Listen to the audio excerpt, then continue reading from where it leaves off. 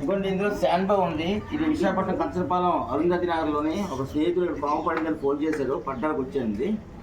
ఇది దీన్ని 2 తలల పాము అంటారు. ఇది ఇంకోటి శాండ్ బాగ్. ఇది ఈ వర్షాలు పైనుంచి వచ్చి రావడం పడినట్టు ఉంది.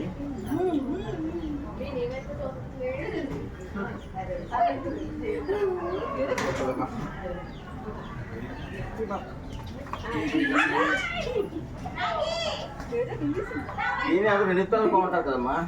నేనే కాదు పొడసలు కాదు, తోక బండ ఉంటుంది. అందరూ 2 తలలు అంటారు. 2 తలలు కాదు.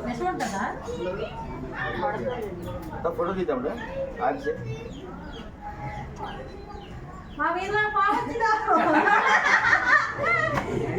కేక్ కట్ చేయండి.